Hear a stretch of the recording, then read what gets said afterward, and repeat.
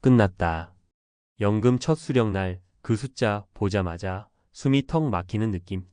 정말 많은 60년 대생분들이 이 순간을 겪으면서 같은 말을 하셨대요. 아, 이제 진짜 끝났구나.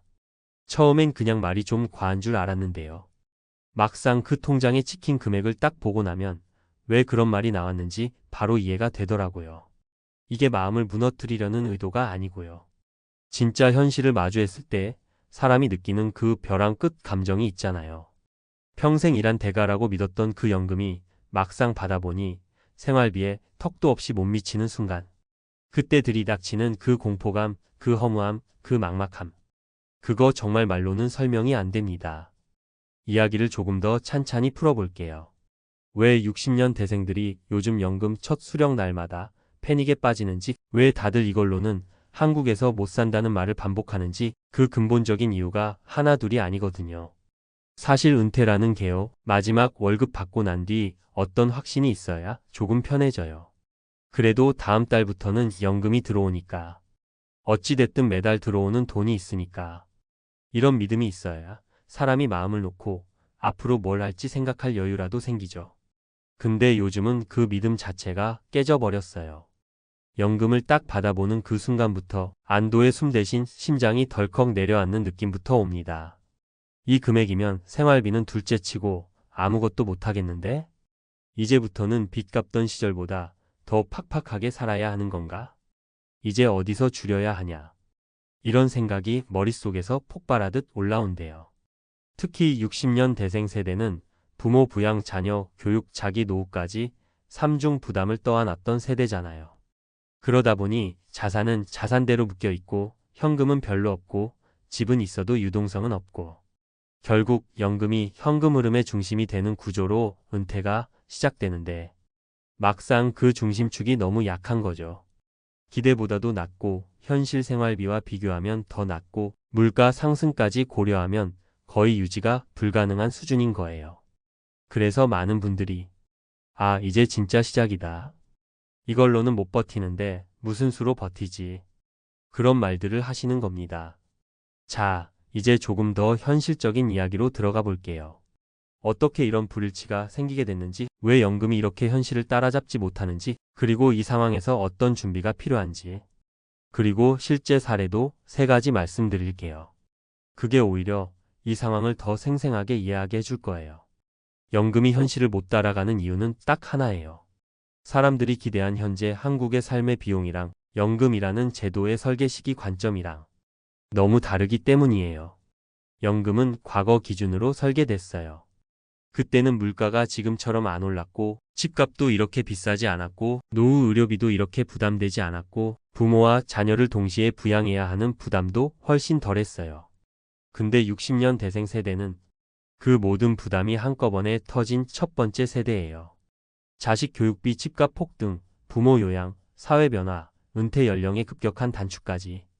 몸과 마음이 가장 지칠 때 연금이 들어오는데 숫자가 기대만큼 안 되니 그게 그냥 공포로 느껴지는 거죠. 그리고 더 무서운 건요. 연금은 오른다. 이 말이 거의 의미가 없어졌다는 거예요. 물가가 더 빨리 오르니까요. 생활비 증가 속도에 비하면 연금 인상률은 그냥 먼지예요. 오히려 체감은 줄어드는 느낌에 가깝죠. 그래서 연금 첫 달 받는 순간 60년 대생들이 입 모아서 끝났다. 이 말을 하신 거예요. 실제로 끝났다는 게 아니라 심리적으로 버틸 기반이 없다는 걸 직감하는 순간이니까요. 이제 실제 사례 세 가지 말씀드릴게요. 이게 가장 현실적이고 아마 들으시면 마음이 딱 와닿으실 거예요. 첫 번째 사례는 퇴직 후 서울에서 혼자 사시는 한 분 이야기예요. 이분은 평생 직장에서 정말 묵묵하게 일하신 분이셨대요. 퇴직하는 날 직원들한테 박수 받으면서 나오는데 그때까지만 해도 마음이 조금은 든든했대요. 그래도 연금 있으니까. 근데 연금 통장에 찍힌 금액을 확인하는 그 순간 그분이 한동안 아무 말도 못 하셨다고 해요. 월세 내고 공과금 내고 보험료 내고 기본 식비만 계산해도 이미 마이너스가 되는 구조였던 거예요. 그제야 알게 되셨대요. 나는 월세 살면 안 되는 사람이었구나. 그 한마디가 진짜 무섭죠. 사는 방식 자체를 바꿔야만 버틴다는 뜻이니까요. 결국 이분은 서울을 떠났습니다. 지방의 작은 도시로 내려가서 생활비를 줄이고 취미였던 목공 일을 조금씩 하면서 겨우 균형을 잡기 시작하셨다고 하더라고요. 두 번째 사례는 부부가 함께 은퇴를 맞은 경우예요. 이분들은 부부연금이니까 그래도 괜찮겠지 싶었대요. 근데 두 개 합쳐도 생활비에는 못 미쳤습니다. 특히 문제는 의료비였어요. 나이 들어갈수록 병원 갈 일이 늘어나는데 그 부담이 너무 컸던 거죠. 가장 충격적이었던 건 여행을 좋아하시던 부부였는데 앞으로는 여행은커녕 차도 유지 못하겠네. 이 말을 하시더라는 거예요. 연금은 생활을 유지하기 위한 돈이지 삶의 여유를 누리는 돈은 아니었던 거죠. 결국 이 부부는 생활비를 줄이기 위해 지내던 아파트를 팔고 더 작은 곳으로 이사했어요. 그리고 차도 정리하고 대중교통 중심으로 생활 패턴을 완전히 바꿨습니다. 온전히 생존을 위한 구조로 인생 설계를 다시 했다고 해요. 세 번째 사례는 자녀와 같이 살다가 오히려 더 힘들어진 분이에요. 처음엔 자녀가 부모님 모시겠다고 했대요. 근데 막상 들어가 보니 식비, 교통비, 각종 생활비가 다 올라가고 자녀도 사정이 넉넉하지 않다 보니 부모 연금에 어느 순간 의존하게 되는 상황이 된 거예요. 부모 입장에서는 너무 미안하고 자녀도 부담되고 결국엔 갈등이 생기죠. 실제로 이 문제로 집을 나오신 분들이 꽤 많아요. 그래서 이분은 결국 혼자 사는 선택을 했는데 문제는 연금만으로는 도저히 유지가 안 되는 현실이었어요. 결국 이분은 파트타임 일을 다시 시작했어요. 그 연세에 다시 일을 시작한다는 게 쉬운 일이 아니잖아요. 몸도 힘들고 마음도 힘들고. 근데 연금만 보고 살기엔 생활비가 너무 버거운 구조였던 겁니다. 자, 이렇게 세 가지 사례를 들었는데 결론이 슬프지만 명확해요. 연금은 이제 기본 생존 장치 역할만 할 뿐이고 그것만으로는 안정적인 노후를 설계하기에 너무나 불충분한 수준이 됐다는 거예요. 그래서 60년 대생들이 연금 첫 수령날 패닉에 빠지는 겁니다. 그 숫자가 알려주는 메시지가 너무 선명하니까요. 이제부터는 내 힘으로 벌 능력도 줄어드는데 이 돈으로는 도저히 버틸 수 없다. 앞으로 필요한 건 연금을 중심으로 한 안정적인 현금 흐름 구조를 만들되 지출을 줄이는 구조 개선과 작은 수익이라도 꾸준히 만들어내는 구조를 함께 준비하는 것. 이 두 가지밖에 없어요. 그리고 무엇보다 중요한 건 나는 아직 살아낼 날이 길다. 이 인식이에요. 연금만으로 버티기 힘들면 지출을 조절하고 생활 패턴을 바꾸고 가능한 소득원을 찾고 지역을 옮기는 것도 고려하는 유연함이 필요하다는 거죠. 연금을 처음 받는 순간의 그 패닉은 절망이 아니라 현실을 알려주는 신호예요. 그 신호를 무시하면 더 큰 문제가 오고 그 신호를 잘 이해하면 오히려 삶을 다시 정비하는 계기가 돼요. 그러니까요, 끝났다. 이 말 절망으로 끝나야 하는 말은 아니에요. 그 숫자가 앞으로의 방향을 바꾸는 첫 경고라는 뜻이니까요. 여러분 혹시 그런 경험 있으실까요? 우편함에 꽂힌 그 하얀 봉투 하나 때문에 손끝이 얼어붙는 느낌. 괜히 뜯기 싫어서 며칠을 그대로 두다가 결국 마음 단단히 먹고 칼로 쓱 열어보는 그 순간. 그 안에 적힌 글자 몇 줄이 앞으로 남은 삶을 송두리째 뒤흔드는 순간 말입니다. 지금 은퇴한 교사, 공무원분들이 딱 그 상황에 놓여 있습니다. 연금 첫 통지서를 열어본 날 어떤 분들은 말문이 막히고 어떤 분들은 손이 떨려서 휴대폰 가만히 들고 있는 것도 힘들었다고 하시더라고요. 평생 바친 대가가 이거였나 하는 허망함. 그게 요즘 너무 흔한 감정이라는 게 더 무섭게 느껴지실 겁니다. 사실 은퇴 전까진 다들 비슷한 막연한 기대가 있으셨잖아요. 그래도 교직에서 수십 년 버틴 만큼 공무원으로 불철주야 공익을 위해 일한 만큼 나라가 어느 정도는 책임져 주겠지 하는 믿음. 그 믿음이 버팀목이었고 버티는 동안 스스로 위안도 되었죠. 힘들어도 나중엔 편해진다더라 이런 이야기 우리 주변에서도 많이 했잖아요. 그런데 막상 퇴직하고 나서 연금이 실제로 찍히기 시작하니 말로만 들었던 현실이 숫자가 아닌 삶으로 다가오는 순간이 찾아온 겁니다. 그때부터가 진짜 시작이죠. 연금은 꾸준히 들어오지만 생활비는 숨도 안 쉬고 새어나가고 물가는 예전에 생각하던 물가가 아니고 병원비는 예고도 없이 훅훅 올라가고 먹고 살 기본은 늘어나기만 합니다.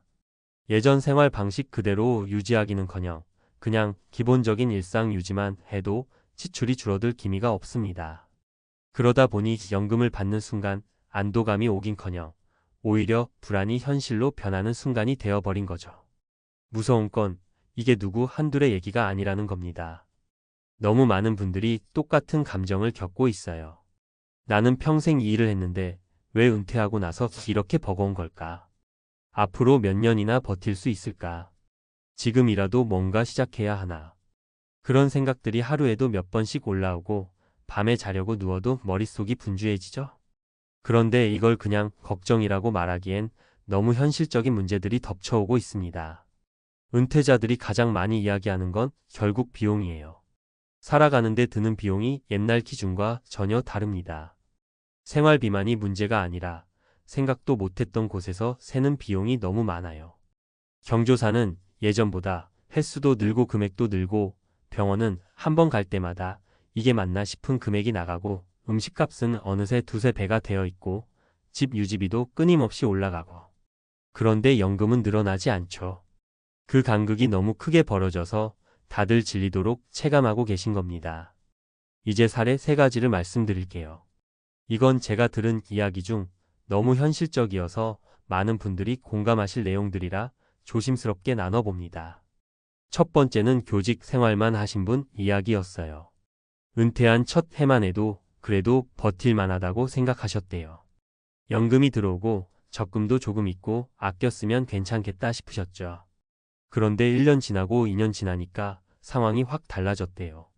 물가는 올라가는데 지출은 잠기질 않고 병원 갈 일이 잦아지면서 생활비가 예상보다 두세 배로 커졌다는 겁니다. 그때 그분이 하신 말씀이 잊히질 않아요. 교사였던 게 자부심이었는데 지금은 그게 나를 지켜주지 않더라고요. 그 말이 너무 마음에 콕 박히더라고요. 두 번째는 공무원 출신 부부 이야기였습니다. 은퇴 후 둘이서 조용히 살 생각이었지만 양가 집안 경조사가 끝없이 이어졌대요. 평소엔 생각도 못했던 부분이죠. 그러다 보니 연금의 절반 가까이가 경조사비로 나갔고 몇 달 지나지 않아 손에 쥔 돈은 줄고 마음은 초조해지고 나중엔 일부러 연락도 피하게 되었다고 하셨어요. 공무원이면 노후 걱정 없다더라는 말만 믿고 살았는데 결국 그 믿음이 자신을 속였다는 허탈감이 가장 컸다고 하셨습니다. 세 번째는 너무 현실적인 얘기라 많은 분들이 공감하실 텐데요. 은퇴 후 혼자 지내는 공무원 분이었어요. 은퇴 전에 모든 걸 계산하고 준비했다고 생각했대요. 식비, 관리비, 병원비까지 나름 넉넉하게 잡았다고 하시더라고요. 그런데 예상 밖의 문제는 따로 있었죠. 외로움이 지출을 만든다는 겁니다.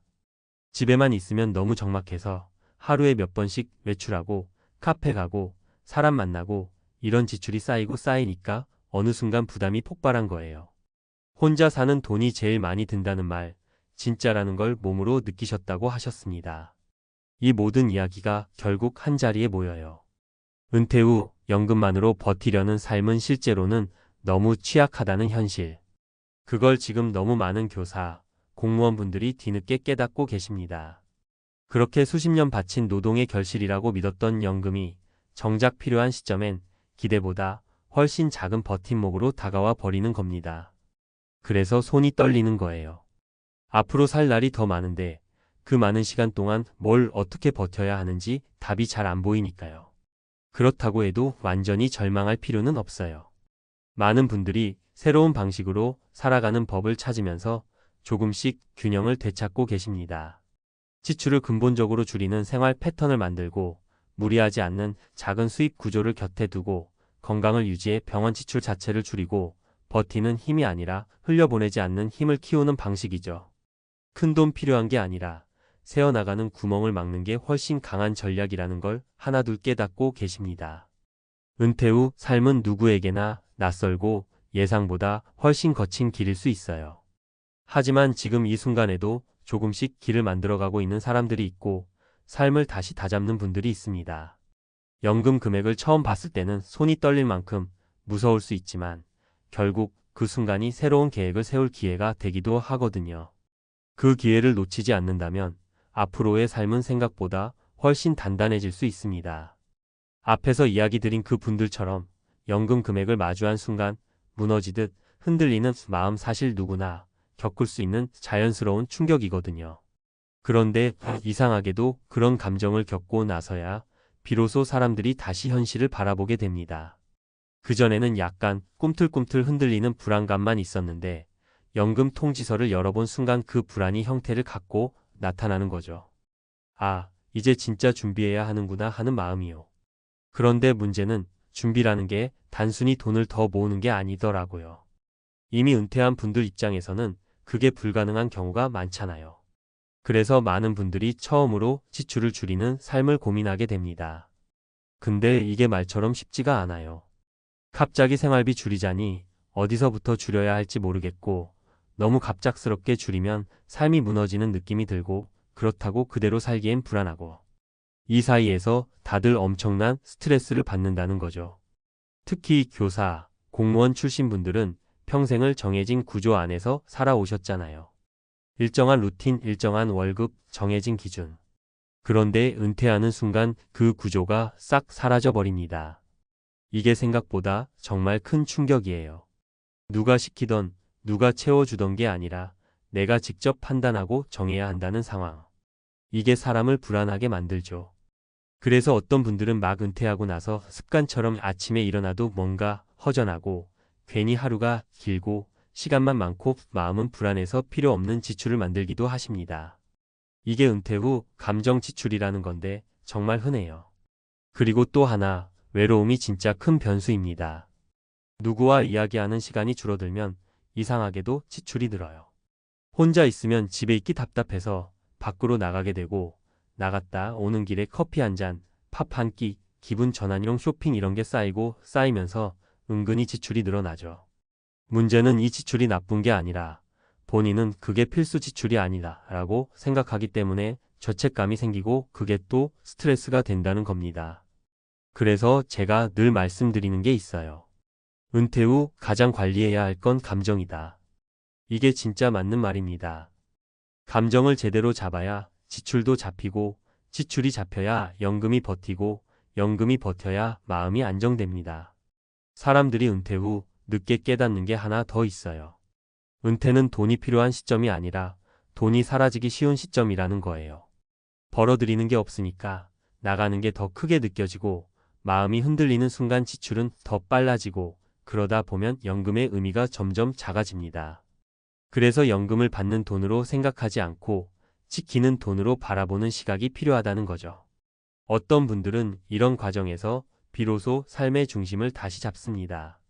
지출 중에서도 나를 가장 지탱해주는 것들이 무엇인지 찾고, 소모되는 것과 필요한 것을 구별하고, 사람 간의 관계도 다시 정돈하고, 외로움을 줄일 수 있는 활동을 자연스럽게 생활에 넣습니다. 그러면 신기하게도 같은 연금이라도 체감이 달라져요. 숨통이 트이고 불안이 조금씩 줄고 삶의 속도가 다시 안정되기 시작합니다.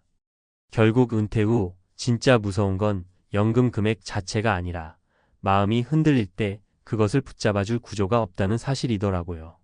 그래서 지금 이 글을 읽고 계신 분들도 혹시라도 손이 떨릴 만큼 불안한 순간을 겪고 계시다면 기억하셨으면 해요. 그 순간은 끝이 아니라 시작입니다. 그때부터 삶을 다시 세우는 과정이 시작되는 거고, 그 과정을 잘만 지나면 생각보다 훨씬 단단한 노후가 만들어집니다.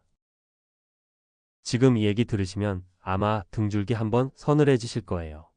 월 250이면 충분하다, 이렇게 말하는 분들 정말 많거든요. 그런데요, 그 말이 왜 그렇게 무섭냐면 대부분이 계산을 제대로 안 해보고 왠지 될 것 같은 느낌으로 버틴다는 것 때문이에요. 정작 통장을 열어보는 순간 그 느낌이 얼마나 잔인하게 무너지는지 그걸 뒤늦게 깨닫고 후회하는 분들이 너무 많습니다. 솔직히 우리 모두 그랬잖아요. 직장 다닐 때는 월 250이면 소박하게 살 수 있지 하고 생각해요. 집도 있으니까, 애들도 다 컸으니까, 먹고 자고 병원만 다니면 되니까. 이렇게 단순하게 생각해요. 근데 진짜 무서운 건요, 은퇴 후의 소비는 우리가 알고 있던 소비가 아니라는 사실이에요. 퇴직하고 나면 시간은 많아지고 체력은 떨어지고 감정은 예민해지고 예측 못할 지출이 계속 터져요. 병원, 부모님, 배우자, 자녀, 유지비, 고장 교체 수리. 이게 한 번에 몰아서 옵니다. 사람들이 왜 월 250이면 충분하다 믿었나요? 그 착각이 노후를 삼켜버렸습니다. 라고 말하게 되는지 그 이유가 바로 이런 생활에서 드러나요. 제가 오늘 들려드릴 이야기는 누구나 공감할 만한 현실이고 이미 많은 탈퇴자들이 겪고 있는 일들입니다. 혹시 지금 난 월 250이면 괜찮겠는데? 하셨다면 이 얘기 끝까지 들어보셔야 됩니다. 일단 월 250이 어떤 느낌인지 진짜 현실적으로 한번 떠올려보죠. 전기, 가스, 관리비, 식비, 교통비, 휴대폰, 보험, 병원비, 경조사, 생활용품, 택배 배달. 이 하나하나가 원래 쓰던 것보다 더 적게 써야 한다는 의미예요. 은퇴 후엔 고정비가 줄 알았는데 오히려 늘어나는 경우가 훨씬 많아요. 특히 병원비는 이 정도까지 나가야 하나 싶을 정도로 잦아지고 한번 아프면 비용이 폭발적으로 오르죠. 그리고 더 무서운 건 수입이 없다는 사실이 늘 머릿속에 걸려 있다는 거예요. 직장 다닐 때는 월급날 돌아온다는 확신이 있었죠. 근데 은퇴하고 나면 그 확신이 사라지니까 절대 지출할 수 없는 공포가 생겨요. 그 공포가 사람을 움츠러들게 만들고 지출을 줄이다 결국 건강까지 무너뜨립니다. 제가 사례 3가지를 말씀드릴게요. 이건 그냥 어디서 들은 얘기도 아니고 실제 은퇴자들이 겪고 있는 현실이에요. 먼저 첫 번째 이야기는요, 가장 흔한 케이스예요. 월 250이면 충분하다고 확신했던 60대 부부 얘기예요. 이분들은 강원도 외곽으로 내려갔어요. 공기 좋고 조용하고 월 250이면 충분히 살 수 있다 생각했죠. 근데 문제는 조금씩 쌓이기 시작했어요. 난방비가 생각보다 너무 많이 나오는 거예요. 겨울에 기름값이 폭등하니까 한 달에 나가는 난방비만 거의 생활비의 절반 가까이 됐어요. 그래서 난방 줄였죠. 한 번 독감 걸렸는데 둘 다 폐렴으로 번져서 병원비가 확 튀었어요. 그리고 기름 보일러 고장도 났죠. 그 한 번의 고장 수리비가 몇십만 원씩 나가면서 생활비가 무너지기 시작했어요. 결국 이분들 말씀은 딱 이거예요. 월 250? 시골은 싸다더니 그냥 환상이었어요. 아픈 순간부터 계산이 다 틀어졌습니다. 두 번째는 조금 다르지만 더 현실적인 사례예요. 서울에 사는 은퇴 부부 이야기인데 이분들은 월 250이면 넉넉하게 살 수 있다고 생각했어요. 왜냐하면 교통비도 적게 들고 병원도 가깝고 따뜻한 집이 있으니까요. 근데 문제는 자녀 지원이었어요. 요즘 2030세대가 쉽지 않잖아요. 직장 불안정하고 결혼집 문제로 계속 손 벌리고 처음엔 몇만 원, 몇십만 원 도와주다가 결국 월 평균으로 보면 거의 10만 단위가 넘게 나갔어요. 그리고 부모님 요양비가 터졌어요. 두 분 중 한 분의 부모님이 갑자기 넘어지면서 장기 요양비가 발생했는데 이게 진짜 무서운 비용이에요. 지출이 한번 올라가면 다시 줄어들지 않아요. 그러다 보니 월 250이 아니라 월 300이 되어도 모자라기 시작했죠. 이분이 하신 말씀이 진짜 뼈를 때리더라고요. 은퇴 후에 내가 쓸 돈만 생각했어요. 근데 노후는요, 내 돈만 쓰는 게 아니더라고요. 세 번째는 조금 더 심각한 사례예요. 혼자 사는 60대 여성분 이야기예요. 이분은 월 250이면 충분할 거라고 생각하고 은퇴하셨어요. 근데 문제는 혼자 있음의 비용이에요. 자취 비용 자체가 상대적으로 높고 아플 때 누구 도움을 못 받아요. 이분이 골절로 입원하셨는데 간병인 비용이 병원비보다 더 무섭더래요. 하루하루 나가는 금액이 너무 커서 한 달 사이에 몇 년치 예산이 그냥 사라졌어요. 퇴원하고 나서는 겁이 나서 아무데도 못 나가고 생활비를 확 줄였어요. 그러니까 마음이 더 무너졌죠.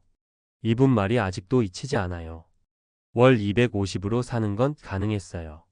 하지만 혼자 아플 때 월 250은 아무것도 아니더라고요. 이게 바로 사람들이 월 250이면 충분하다라는 말을 후회하게 되는 이유예요. 그 숫자 뒤에는 우리가 예상하지 못했던 병원, 부모, 자녀, 고정비, 고장, 돌, 발지출이 숨어 있어요. 그리고 가장 잔인한 건 이 모든 지출이 한 번에 몰려온다는 사실이에요. 그래서 노후를 준비할 때는요, 월 얼마로 살 수 있냐가 핵심이 아니에요. 핵심은 돈이 언제, 어디서, 어떤 속도로 나갈지 그걸 알고 있어야 해요. 월 250이 절대 적은 금액이 아니지만 예측 못한 지출 앞에서는 정말 허무하게 무너질 수 있다는 현실을 받아들이셔야 합니다. 혹시라도 지금 나는 예외일 거야 하고 계신다면 그게 바로 가장 위험한 착각이에요. 노후의 무서움은요, 준비 안 된 사람에게만 오는 게 아니라 준비했다고 믿는 사람에게 더 크게 온다는 데 있어요. 아까 말씀드린 이야기에서 이어서 조금 더 깊이 들어가 보면요. 결국 노후라는 게 무서운 이유는 돈이 부족해서가 아니라 돈의 흐름이 내 의지와 상관없이 새어나가기 때문이에요. 이걸 모르면 월 250이면 되겠지 하고 살다가 어느 날 갑자기 통장이 텅 비고 그제야 내가 뭘 모르고 있었구나 하고 뒤늦게 깨닫게 되죠. 은퇴자 분들 만나보면요. 공통점이 있어요. 처음 12년은 그래도 여유가 있는 것처럼 느껴지는데 3년 차부터 표정이 완전히 달라져요. 이유는 단순해요. 모든 지출이 동시에 기어오르기 시작하는 시점이 3년 차거든요. 난방비, 전기료, 수도료 같은 고정비는 한번 오르면 내려오지 않고 병원비는 나이가 들수록 자주 터지고 경조사비나 가족 관련 지출은 예상 못할 때 갑자기 훅 들어오고 이런 게 한꺼번에 달라붙는 거죠.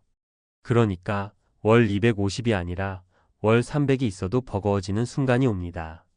대부분은 바로 이 시점에서 공포를 느껴요. 내가 지금까지 생각했던 노후는 뭐였지?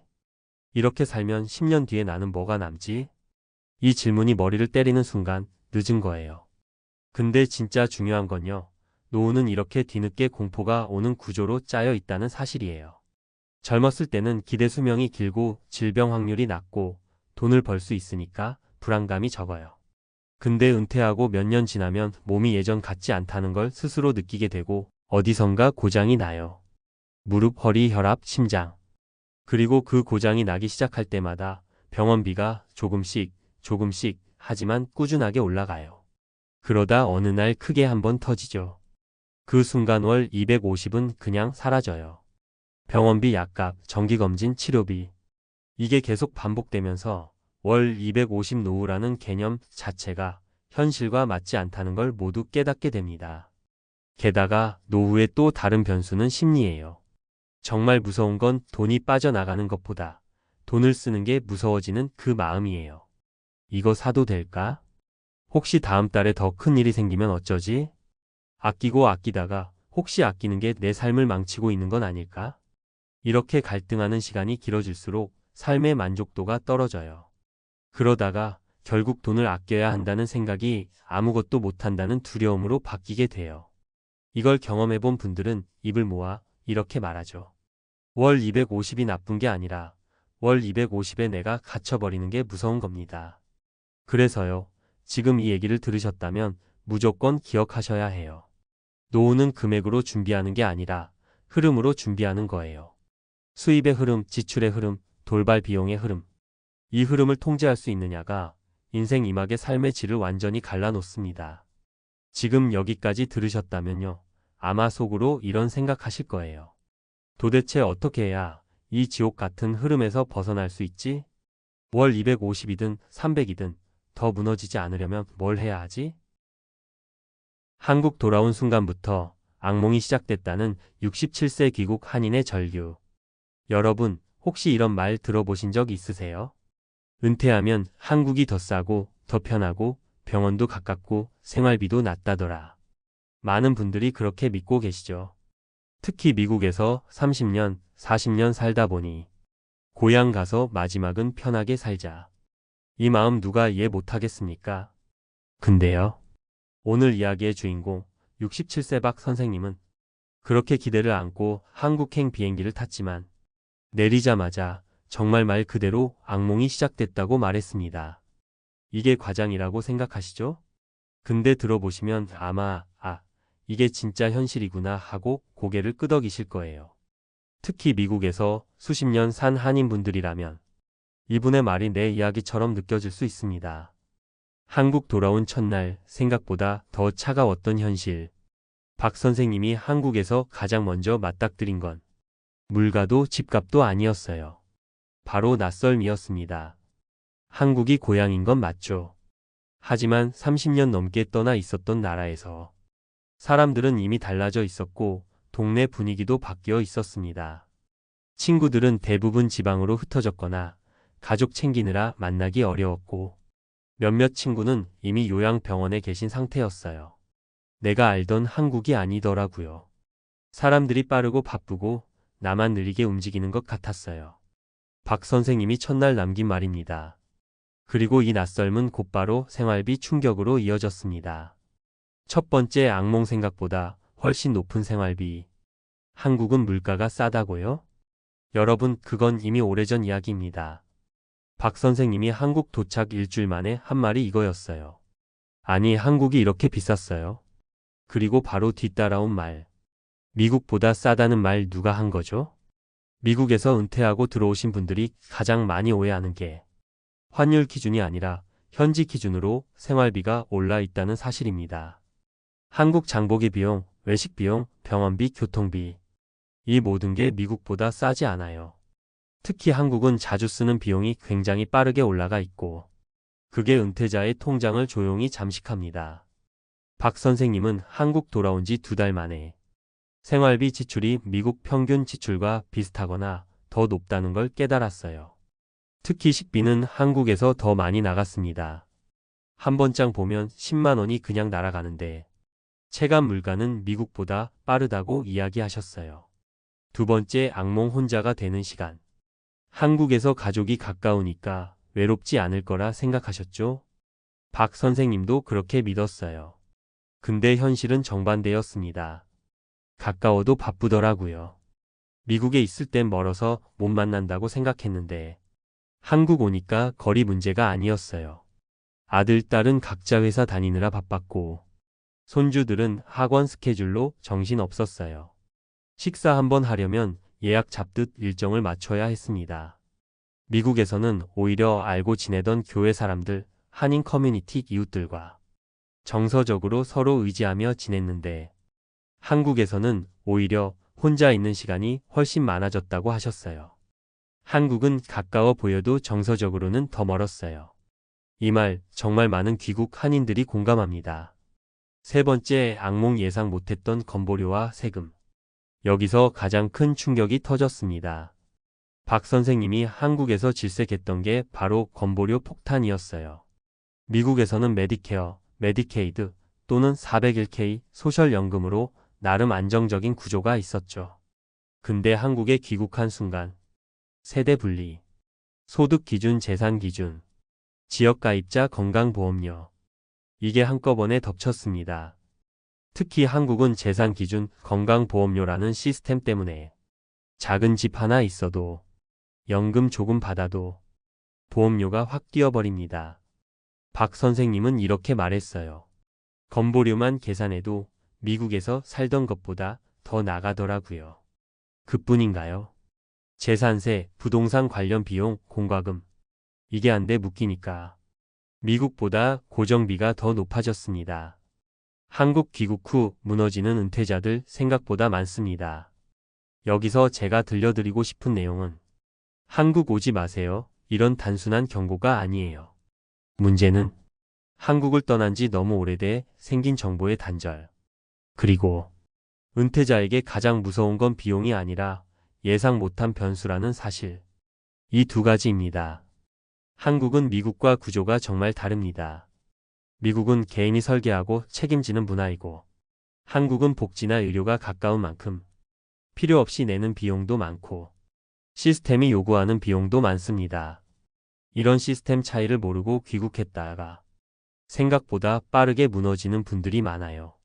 특히 60대 후반, 70대 초반 귀국자들이요. 실제 사례 3가지 진짜로 있었던 이야기. 여기서 3분의 경우만 들려드릴게요. 다 박 선생님처럼 한국 귀국 후 힘들어하신 분들입니다. 첫 번째 사례 72세 여성, 한국 의료비 때문에 오히려 더 돈이 센 경우. 이분은 한국은 병원비 싸다는 말을 듣고 한국으로 돌아오셨어요. 근데 병원비 자체는 저렴해도 자주 가야 하는 상황이 되면 비용이 폭발합니다. 병원 가면 검사 하나, 약 하나, 진료 하나. 조금씩 나가는 비용이 매달 수십만 원씩 쌓였고 건보료까지 올라가면서 오히려 미국보다 비용 부담이 커졌습니다. 싸긴 한데 너무 자주 가야 해서 합치니까 미국보다 올라갔어요. 두 번째 사례 69세 부부. 한국의 빠른 생활 리듬을 못 따라가고 우울증까지 온 경우.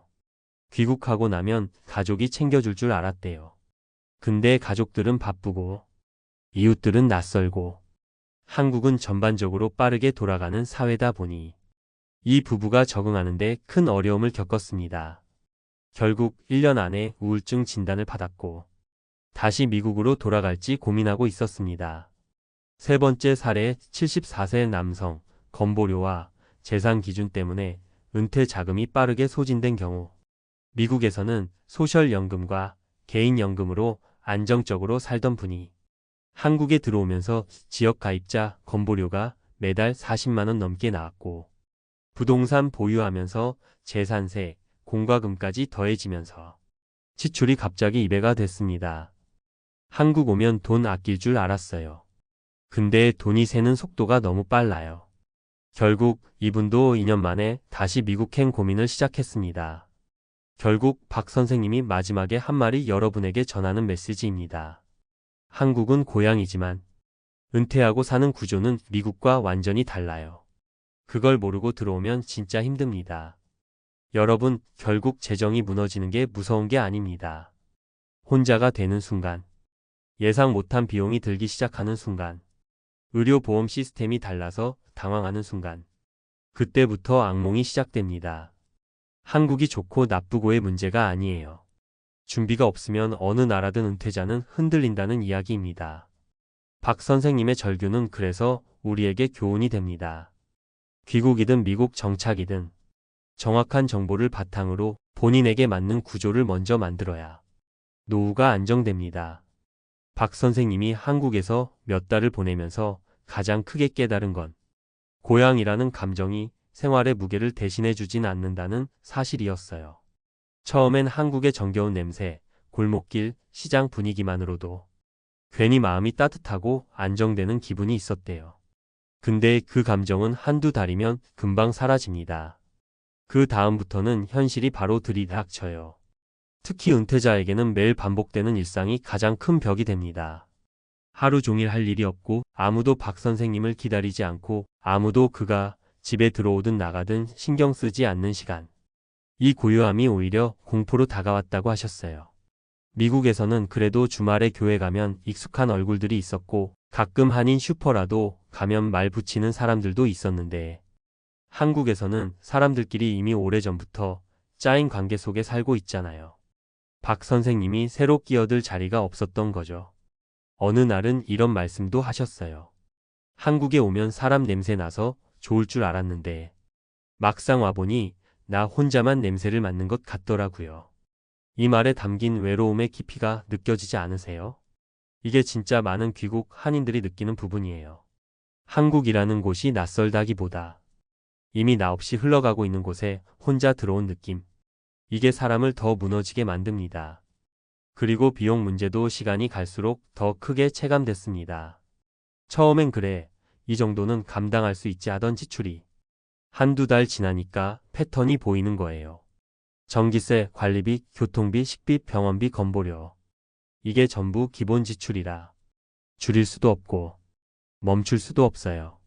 특히 한국의 의료는 싸서 자주 가는 구조라 조금만 아파도 바로 병원 가고 그러다 보니 한 달에 10만 원, 20만 원이 쌓이면 결국 미국보다 많은 돈이 나가기도 합니다. 박 선생님은 결국 한국이 싫어서가 아니라 내가 준비한 구조와 한국의 구조가 달랐기 때문에 적응이 어려웠다는 걸 깨달았어요. 그리고 어느 날 이렇게 말씀하시더라고요. 내가 어디에 살든 중요한 건 돈이 아니고 나의 일상이더라. 미국이든 한국이든 내가 버틸 수 있는 구조를 먼저 만들어야 한다는 걸 이제 알았어요. 이 말이 참 와닿지 않나요? 많은 분들이 귀국을 고민할 때 돈이 덜 드는 나라, 병원이 가까운 나라, 가족이 있는 나라 이렇게 외부 조건만 보고 결정하거든요. 근데 정작 노후는 외부 조건이 아니라 내가 느끼는 고립감, 내가 견딜 수 있는 속도, 내가 감당할 수 있는 시스템 이 세 가지가 결정합니다. 결국 박 선생님은 지금 한국과 미국을 오가는 삶을 다시 고민하고 계세요. 완전히 한국으로 붙박이로 들어오는 건 아니라는 거죠. 반년은 미국, 반년은 한국. 커뮤니티는 미국에서 유지하고, 가족과의 시간은 한국에서 보내고, 이렇게 균형을 맞추는 방식을 생각하고 계세요. 여러분도 혹시 귀국을 고민하고 있다면, 한국이 좋다, 미국이 좋다. 이렇게 흑백 논리로 생각하지 말고, 나의 루틴, 나의 인간관계, 나의 지출 구조가 어디에서 버틸 수 있는지부터 보셔야 합니다. 한국 돌아온 순간부터 시작됩니다. 은퇴자들이 다시 미국으로 도망친 진짜 이유. 이거 들으면 좀 오싹하실 수 있어요. 많은 분들이 한국행 비행기에서 내리자마자 느끼는 그 찜찜한 기운, 처음엔 기분 탓이라고 생각하죠. 그런데 어느 순간 다들 똑같이 말합니다. 내가 왜 돌아온 거지? 이렇게 버틸 수 있을까? 여기서 진짜 노후를 보낼 수 있는 건가? 그리고 그 불안감이 하루하루 쌓이다가 결국 하나의 결론으로 가요. 다시 미국으로 돌아갈 수밖에 없다는 결론. 이게 단순한 그리움이나 고향 적응 실패가 아니라 진짜 생존의 문제라서 그런 거예요. 사실 많은 분들이 한국을 떠날 때는 그래도 고향인데 미국보다 싸겠지, 의료는 확실하잖아, 이런 기대를 안고 와요. 그런데 막상 도착해보면 생각 이상으로 삶의 구조가 완전히 달라져 있고 그게 몸과 마음을 동시에 흔들어 놔요. 특히 미국이라는 시스템에서 수십 년 살아온 분들은 더 크게 충격을 받습니다. 미국보다 복잡한 행정 절차, 지나치게 빠르게 변하는 생활 환경, 그리고 예상보다 훨씬 높은 지출 압박. 이 세 가지가 사람을 진짜로 무너뜨리거든요. 제일 먼저 다들 충격받는 게 생활비예요. 한국이 예전처럼 싸지 않다는 건 이미 알고 오셨겠지만 실제로 살아보면 생각보다 훨씬 부담이 커요. 특히 도시에 살면 돈이 새어나가는 느낌이 아니라 그냥 쏟아지는 느낌이에요. 미국에서 은퇴하신 분들이 보통 쓰는 방식이 있잖아요. 필요한 데는 쓰고 남는 건 아끼고 그래도 기본적인 의식주는 크게 변동이 없는 구조. 그런데 한국에 오면 그 균형이 깨져버려요. 생활비, 교통비, 식비, 그리고 어른들끼리 만날 때마다 생기는 작은 비용들까지. 이게 다 합쳐지면서 하루가 다르게 지갑이 가벼워지는 걸 직접 느끼게 돼요. 그리고 진짜 예상 못한 함정이 하나 더 있어요. 사회적 관계예요.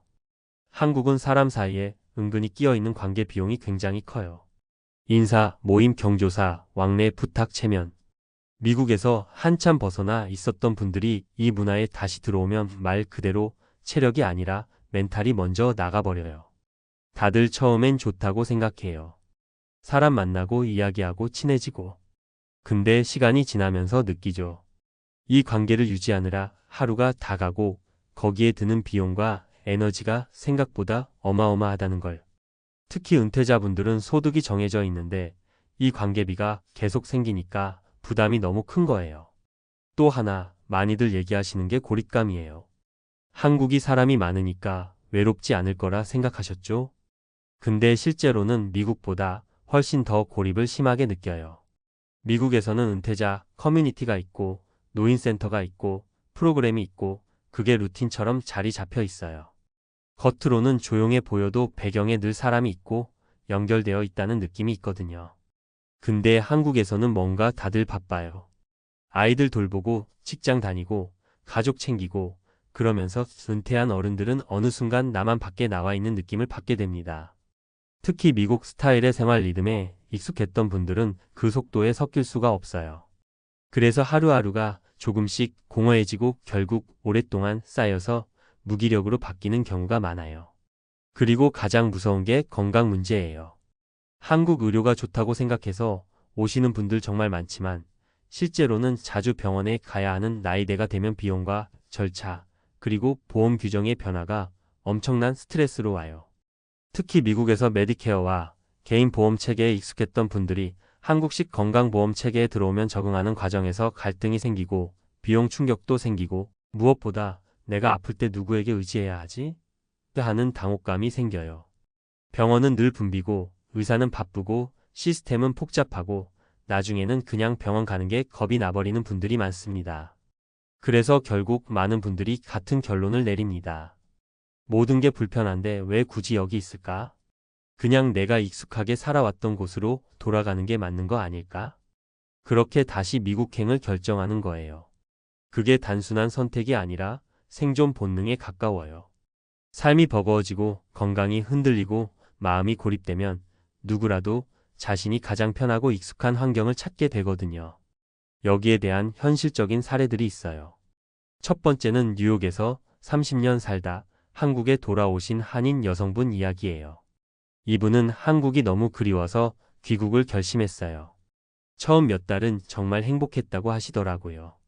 맛있는 음식, 편리한 대중교통, 가족과 함께하는 시간. 근데 시간이 지나면서 문제는 생활비였어요. 그리고 가족의 기대치도 부담이었죠.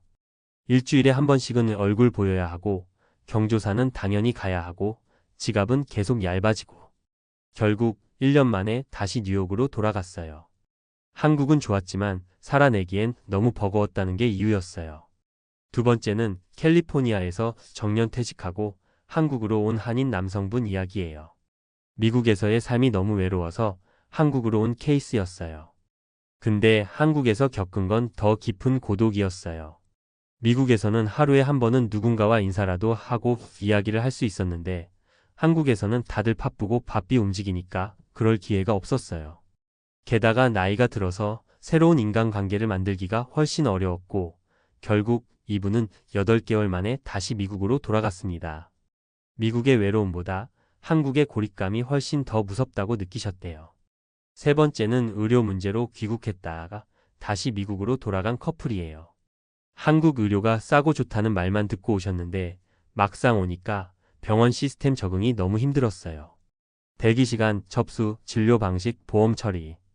특히 만성질환을 가진 분들은 병원 방문이 잦아지는데 그때마다 스트레스가 너무 커졌다고 하시더라고요. 게다가 건보료 부담이 예상보다 훨씬 컸고 결국 미국 메디케어 체계가 훨씬 안정적이고 자신들의 생활 패턴과 잘 맞는다고 판단해서 다시 미국으로 돌아갔어요. 이 세 사례가 다 똑같은 결론을 갖고 있어요. 한국이 나쁜 게 아니라 미국에서 수십 년 살아온 시스템이 몸에 배어 있다는 거예요. 사는 방식, 돈 쓰는 방식, 인간관계 방식, 건강관리 방식. 이게 이미 미국 기준으로 굳어져 있는 상태에서 완전히 다른 구조의 한국으로 돌아오면 그 충돌이 너무 커요. 그 충돌이 결국 마음을 무너뜨리고 건강을 흔들고 삶을 불안하게 만들어요.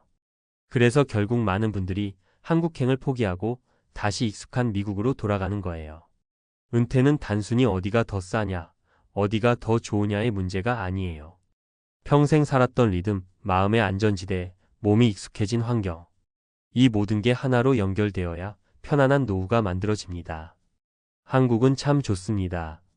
편하고 빠르고 치안 좋고 서비스 좋고. 하지만 은퇴한 몸과 마음이 버티기에는 너무 빠르고 요구하는 게 많고 사회 구조가 촘촘해요.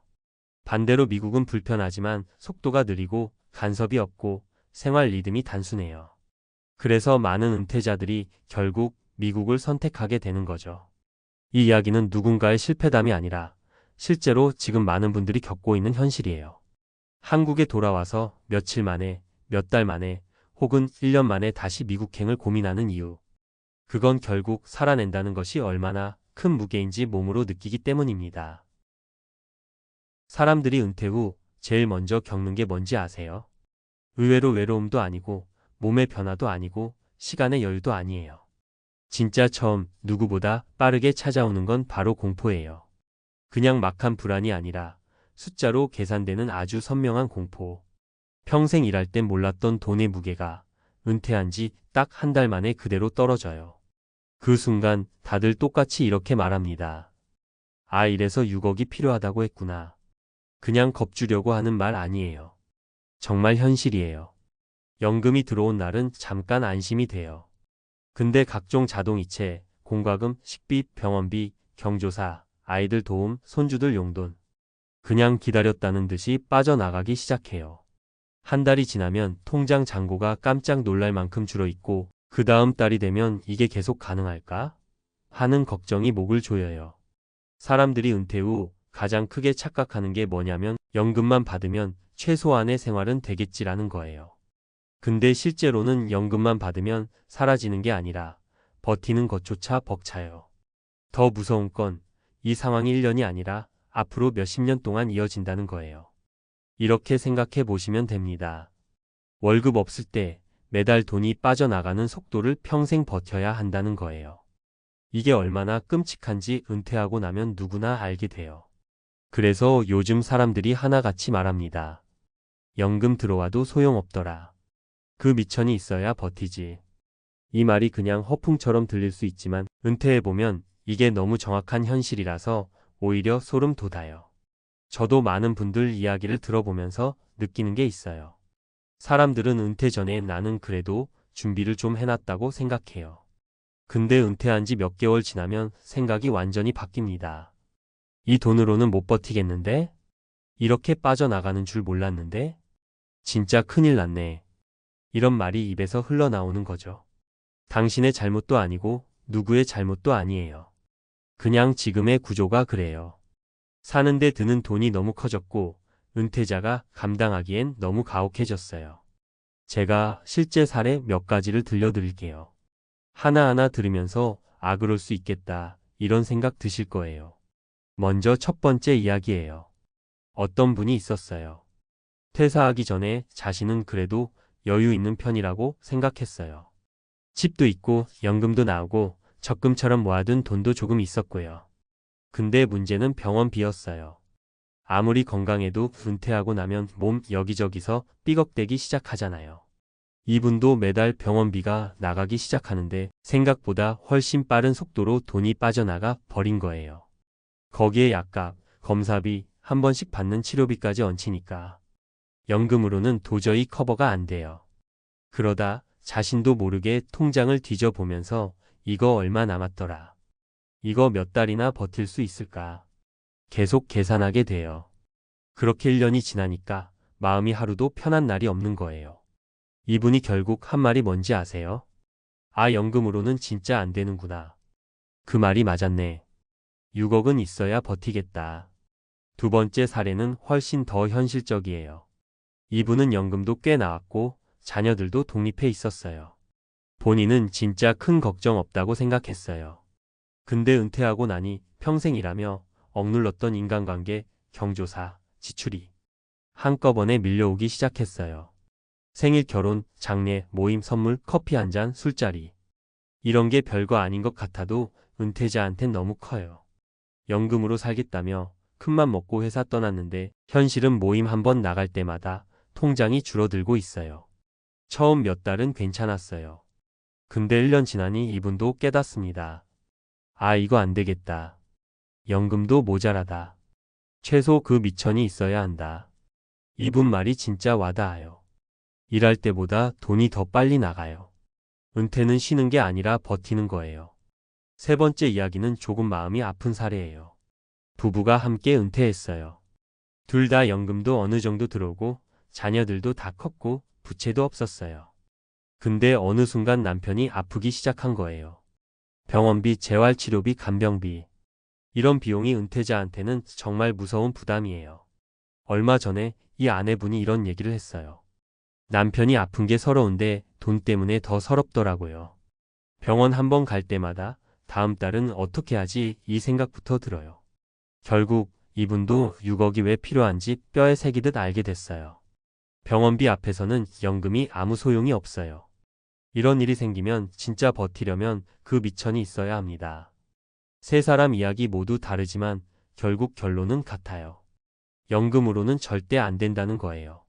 누구나 겪게 되는 삶의 비용 앞에서는 연금이 한없이 작아져요. 그래서 많은 전문가들이, 많은 은퇴자들이 말하는 그 기준. 그게 그냥 엄포가 아니라 진짜 현실적인 생존선이라고 생각하시면 돼요. 물론 사람마다 필요한 금액은 다를 수 있어요. 어떤 분은 욕심 없이 소박하게 살 수도 있고, 어떤 분은 자녀 걱정을 안 할 수도 있고, 어떤 분은 집이 있어서 주거비가 덜 들 수도 있고요. 근데 중요한 건 어떤 변수에도 버틸 수 있는 최소한의 안전판이 필요하다는 거예요. 그 안전판이 있어야 마음이 편하고 마음이 편해야 삶이 유지돼요.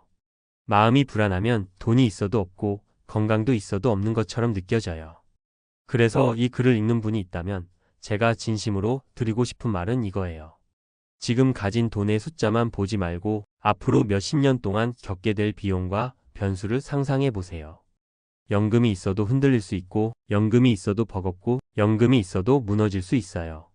그래서 사람들이 말하는 그 기준이 그냥 만들어진 게 아니에요. 그 정도는 있어야 사람이 조금은 편하게 숨 쉴 수 있는 거예요. 사람들은 다들 이렇게 말해요. 아직 은퇴 안 했으면 진짜 준비해야 한다.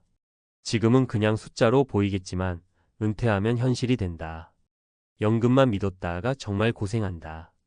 이 말이 무서운 이유는 겪어본 사람들만이 말하는 경험에서 나온 진짜 경고라서 그래요.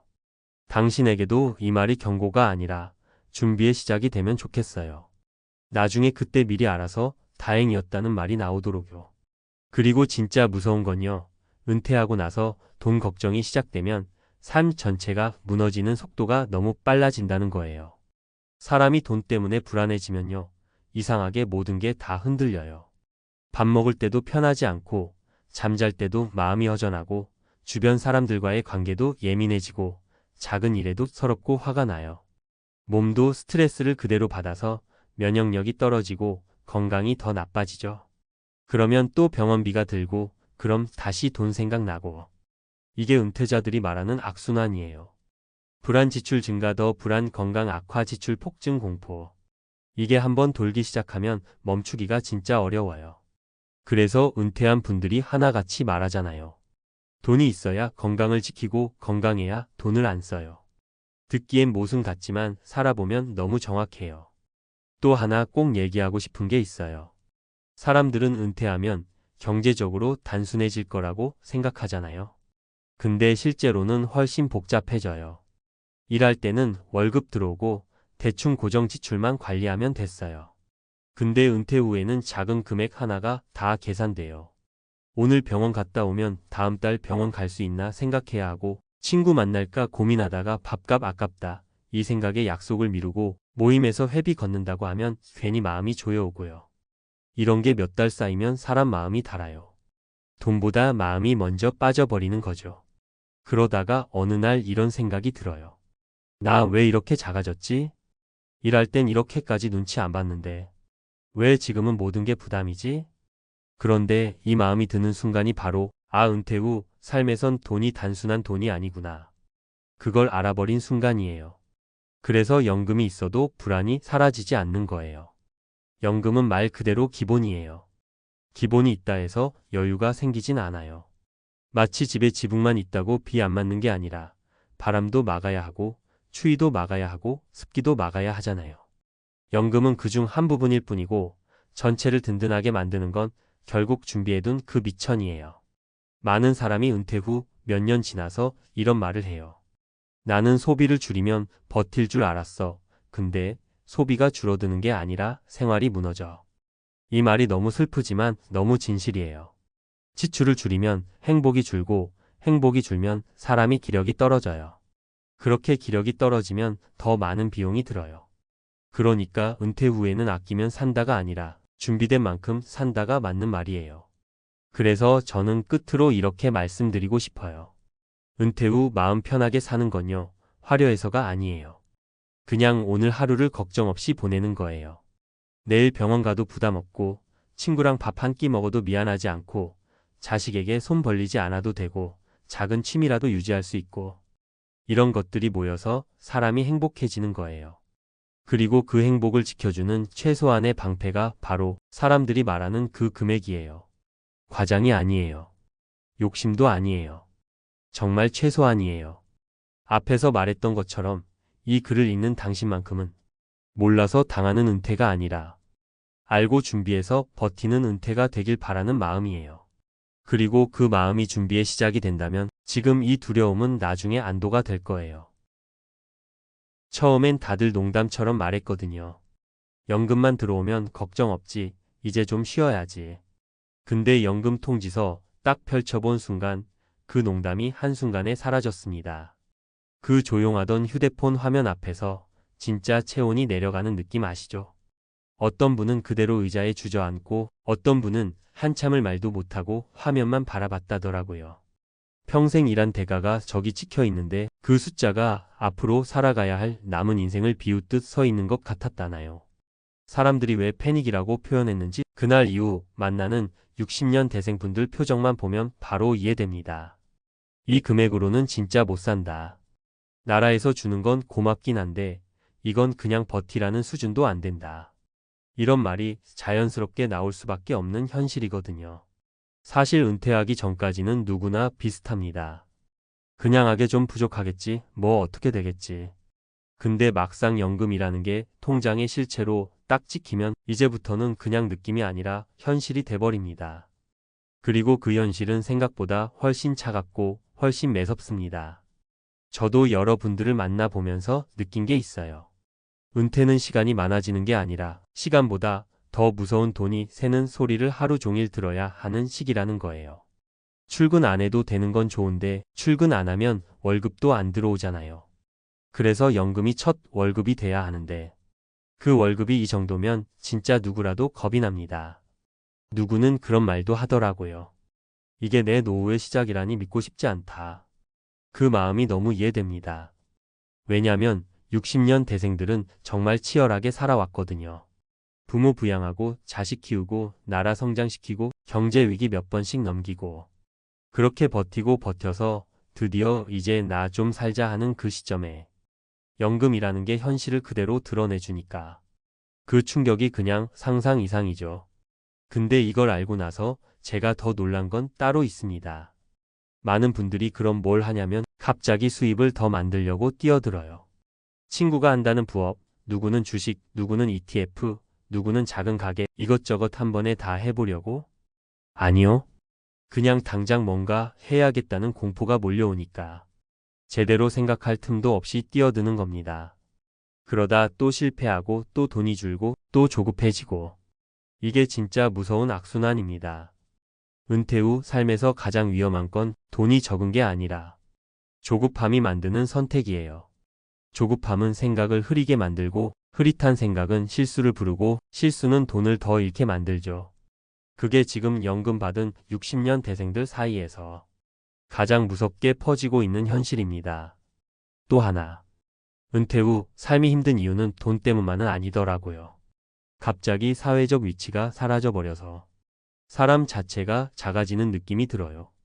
회사 다닐 때는 누구나 어디 소속 누구였는데 연금 받는 순간부터는 그냥 나가 되거든요. 그때 오는 허전함이 마음까지 위축시키고 소비도 더 조심하게 만들고 그러다 보니 어느 순간 삶 자체가 쪼그라듭니다. 그래서 저는 은퇴한 분들께 가장 먼저 이렇게 말씀드려요. 이제 인생 후반전이 시작된 거지 끝난 게 아니다.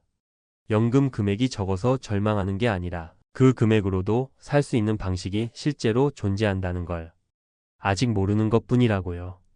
은퇴 후 삶에서는 큰 돈보다 오래가는 리듬이 훨씬 중요합니다.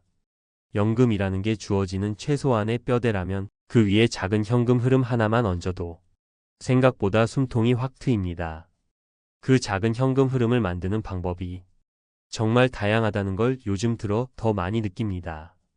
예를 들어 어떤 분은 자신이 평생 해왔던 일을 조금씩 나눠서 소득으로 만들기도 해요. 또 어떤 분은 자기 집 한쪽 공간을 아주 소규모로 활용해서 비일부를 충당하더라고요. 또 누구는 투자라는 것도 큰돈 굴리는 게 아니라 아주 작은 단위로 길게 가져가서 생활비의 일부를 만들어냈어요. 이게 가능하다는 걸 알기 전까지는 연금 금액을 보는 순간 나는 끝났다는 생각밖에 안 들거든요. 근데 알고 나면 생각이 바뀝니다. 노후는 가지고 있는 돈이 아니라 흐르게 만드는 구조에서 결정된다는 걸요. 이제 사례 3가지를 말씀드릴게요. 이건 허구가 아니라 제가 실제로 만난 분들의 이야기입니다. 첫 번째 사례 연금 보고 너무 충격받아서 방에만 틀어박혔던 남자분 이야기. 이분은 은퇴하고 처음 연금 받던 날 그 숫자 보고 그냥 한동안 말을 잃었다고 하더라고요. 이걸로 어떻게 살아? 그 생각이 머리에서 떨어지질 않았답니다. 그래서 외출도 안 하고 친구들 연락도 끊고 소비는 더 줄이고 집안에만 있었어요. 근데 더 문제는 이렇게 살면 삶의 에너지가 더 떨어져요. 그러다가 어느 날 우연히 시작한 게 있었는데 그게 바로 동네 도서관에서 하는 무료 강의였어요. 자기가 좋아하던 취미랑 연결돼서 직접 강사까지 하게 되었고 완전 큰 돈은 아니지만 생활비의 몇 퍼센트라도 채워지는 작은 월급을 다시 만들었어요. 이 작은 변화가 인생 자체를 되살려 놓았습니다. 두 번째 사례 투잡으로 실패했다가 결국 살 길을 찾은 부부 이야기. 이 부부는 연금 둘 다 합쳐도 빠듯하다 보니 다급하게 지인의 소개로 부업을 시작했어요. 근데 준비도 없이 시작한 일은 거의 대부분이 그렇듯이 시간, 체력, 돈이 다 새어나가는 통로가 돼버립니다. 오히려 손해만 보고 그만뒀죠. 그 뒤로 정신을 차리고 자신들이 잘할 수 있는 걸 다시 생각해 봤대요. 아주 작은 단위의 생활 서비스였는데 시간 대비 수입이 나쁘지 않았고 무엇보다 꾸준했습니다. 지금은 연금에 그 현금 흐름이 얹혀서 생활비 걱정이 훨씬 줄었어요. 세 번째 사례 연금만 바라보다가 투자 실패한 60대 여성 이야기. 이분은 연금만으로는 안 되겠다 싶어 급하게 투자 시장에 들어섰어요. 주변에서 다들 ETF 이야기하니까 별 생각 없이 따라 들어갔죠. 근데 상승장이 잠깐 멈추고 가격이 흔들리면서 멘탈이 무너지고 손절하고 그 뒤로는 투자가 무섭기만 했답니다. 그러다 누군가 아주 작은 단위로 아주 단순한 기준으로 꾸준히 하는 법을 알려줬고 그걸 따라 해보니까 전처럼 불안하지도 않고 생활비의 아주 작은 부분이지만 건강한 현금 흐름을 만들 수 있었어요. 이 세 사례의 공통점이 뭔지 아세요? 연금은 절망의 증거가 아니라 지금부터 구조를 다시 짜야 한다는 신호라는 걸 제대로 알아차린 사람들이라는 겁니다. 연금이 적어서 무너지는 게 아니라 적은 연금으로도 버틸 수 있는 구조를 모르면 누구라도 무너지는 거예요. 사실 60년 대생들의 진짜 문제는 연금의 크기가 아니라 너무 갑작스럽게 노후라는 현실을 맞닥뜨리게 된다는 점이에요. 준비할 시간이 없는 게 아니라 생각을 바꿀 시간이 부족한 거죠. 그래서 지금 꼭 말씀드리고 싶은 건 이겁니다. 지금부터라도 늦지 않았습니다. 연금이 적다고 인생이 끝나는 건 절대 아니에요. 여기서부터 다시 구조를 만들면 그 구조가 오히려 현역 시절보다 더 단단하게 여러분을 지켜줄 수도 있어요. 그리고요, 연금 받고 패닉 온 분들이 공통으로 하는 말이 또 하나 있어요. 내가 이렇게까지 불안해할 줄 몰랐다. 이게 참 잔인한 말인데 은퇴하고 나서는 문제가 돈에서 시작되는 게 아니라 나한테 기대는 사람이 아무도 없다는 그 고독함에서 시작되더라고요. 평생은 가족이든 회사든 누군가가 나를 불렀고 누군가가 나를 필요로 했고 누군가가 나한테 일을 맡겼는데 은퇴하고 나면 그 모든 게 사라져요. 그때부터 연금 금액이 현실이 아니라 내 존재의 크기를 재는 잣대처럼 느껴지는 거죠. 그래서 제가 만나는 은퇴자 분들께 제일 먼저 하는 말이 있어요. 이제 돈 계획보다 먼저 삶의 리듬을 다시 만드는 게 먼저입니다. 리듬이 안정되면 이상하게 소비도 안정되고 안정되면 또 작은 수입도 만들 수 있는 여유가 생겨요. 반대로 마음이 흔들리면 연금이 많아도 적어도 똑같이 불안해합니다.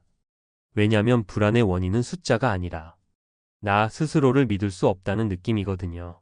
어떤 분은 은퇴 뒤에 너무 불안해서 아침마다 괜히 동네 커피숍 가서 사람들 움직이는 것만 보고 앉아 있었다더라고요. 근데 그 시간들이 쌓이면서 이분이 다시 정신을 차린 계기가 있었어요.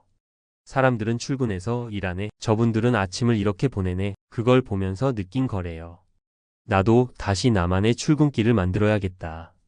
그리고 그때부터 매일 동네 체육관 가고 그 길에 습관처럼 작은 메모를 남기고 그 메모를 SNS에 올리기 시작했는데 나중에는 그게 작은 수입원이 됐어요.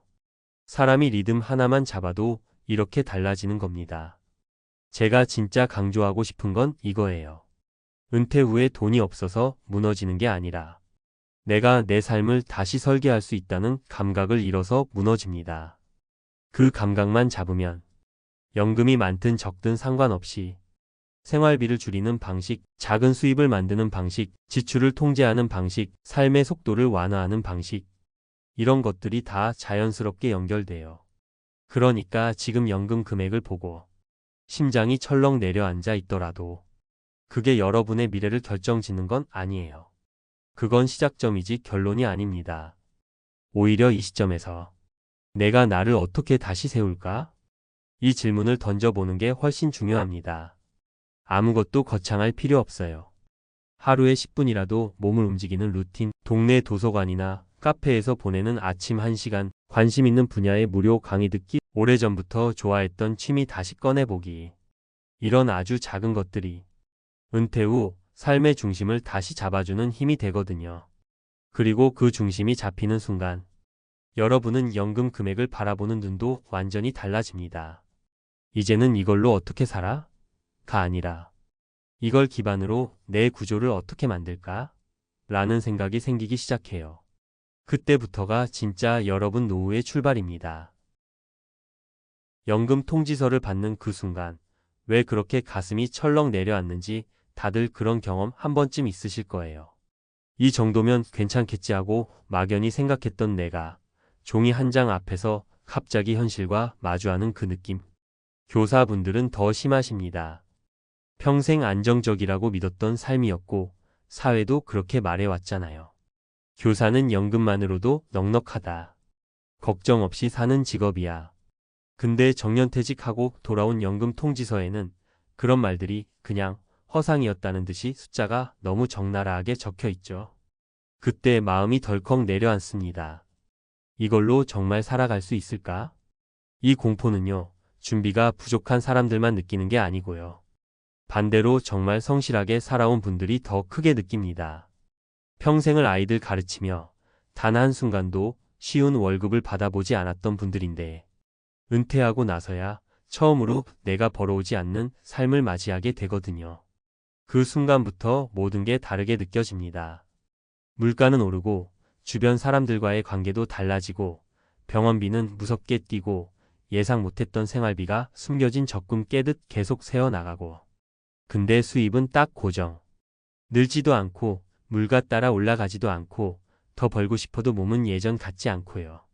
그래서 많은 교사분들이 연금 통지서를 받는 순간 가장 먼저 느끼는 감정이 후회도 아니고 허무함도 아니고 바로 공포예요. 이제는 뒤돌아갈 곳도 없고 다시 월급을 받을 기회도 없다는 걸 직감하는 순간이니까요. 그러면서 주변에서 들리는 이야기들은 더 마음을 무겁게 만들죠. 요즘 교사들도 알바해요. 연금만으론 택도 없다던데. 생활비가 너무 올라서 산다는 게 무섭다더라.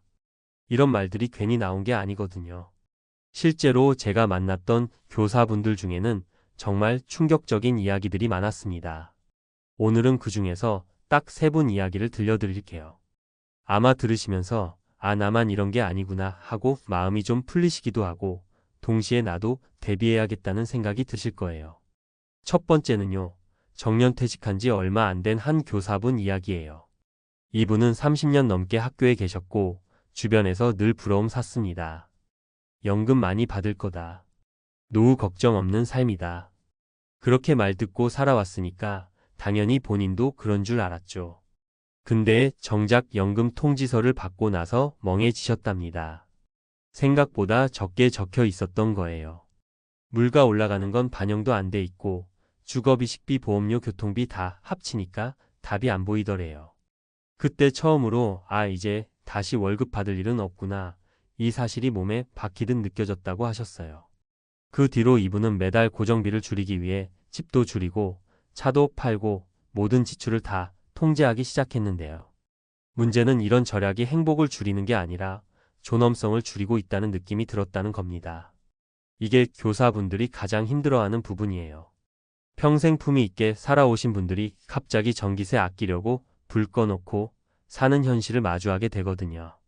두 번째는요. 남편도 교사였던 부부 이야기예요. 둘 다 교사, 둘 다 연금. 그러니까 주변에서 보면 저 집은 노후 걱정 없겠다. 이런 말 많이 듣는 집이죠. 그런데 실제로는 완전히 달랐습니다. 연금 2개라 해도 생활비가 2배가 아니잖아요. 둘 다 나이가 비슷하니 의료비도 비슷하게 늘고 보험료도 치고 올라오고 집 유지비, 차 유지비 이런 것들이 같이 오르니까 생각보다 빠르게 돈이 빠져나갔대요. 문제는 여기서 끝이 아니었습니다. 두 분 모두 퇴직 직후에 건강 문제가 왔어요. 나이가 비슷하니까 건강도 비슷하게 무너진 거죠. 그래서 연금의 거의 절반이 병원비로 나갔답니다. 이 부부가 한 말이 아직도 기억나요. 연금이 많다는 건 위안이었지 해결책이 아니었어요. 결국 이 부부는 한동안 생활비 때문에 갈등이 생기고 자존심도 상하고 서로 미안해하며 지내셨는데 그때 깨달았다고 하더군요.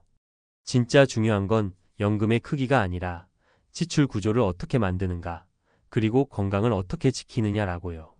세 번째는요, 퇴직 후 2년 만에 다시 학교로 돌아간 교사분인데, 물론 다시 수업하러 가신 건 아니고요. 행정보조로 파트타임으로 일하시게 된 거예요. 이분이 이런 선택을 한 이유는 간단했어요. 연금만으로 살 수 있을 줄 알았어요. 근데 시간이 갈수록 생활비가 더 빠르게 오르더라고요.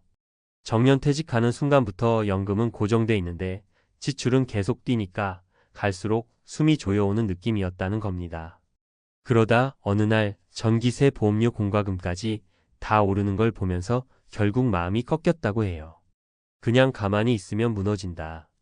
이 말을 하면서 한숨 쉬시던 모습이 잊히지 않아요. 그리고 직장으로 돌아가서 가장 놀랐던 건 생각보다 많은 교사분들이 비슷한 이유로 일을 구하고 있었다는 사실이었다고 합니다. 그분 표현 그대로예요.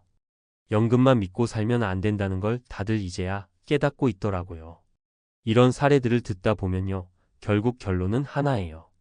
연금이 문제라기보다 세상은 변했는데 연금은 그대로라는 게 문제라는 겁니다. 예전 물가와 지금 물가가 같을 수가 없고 예전의 생활비 구조와 지금의 생활비 구조도 완전히 달라졌잖아요. 그런데 교사 연금은 그 변화를 따라오지 못해요. 그래서 교사분들이 가장 먼저 느끼는 게 바로 두려움인 겁니다. 그리고 그 두려움은 절대 약한 사람만 느끼는 게 아니고요. 오히려 절대적으로 책임감 있게, 규칙적으로, 성실하게 살아온 분들일수록 더 크게 느낍니다. 왜냐하면 이런 분들은 한 번도 삶이 흔들리는 경험을 해본 적이 없기 때문이에요. 월급처럼 안정적인 수입만 받아왔고 갑작스러운 수입 변동이라는 걸 경험해 본 적이 거의 없죠. 은퇴 후의 불안은 그래서 더 날카롭고 더 깊고 더 무겁게 다가옵니다. 그리고 여기서 정말 중요한 사실이 하나 있어요. 이 공포가 준비가 부족해서 오는 게 아닙니다. 대부분의 교사분들은 누구보다도 성실하게 준비한 사람들이에요. 문제는 은퇴라는 게 우리 상상보다 훨씬 길어졌고 훨씬 더 많은 비용을 요구하게 됐다는 거죠. 은퇴는 이제 휴식이 아니라 두 번째 생존이에요. 그리고 이 생존은 연금만으로 감당되는 구조가 아닙니다. 여기에 현명하게 대처하는 방법은 누적된 경험이나 기존 지식이 아니라 새로운 현실에 맞춘 전략에서 나와요.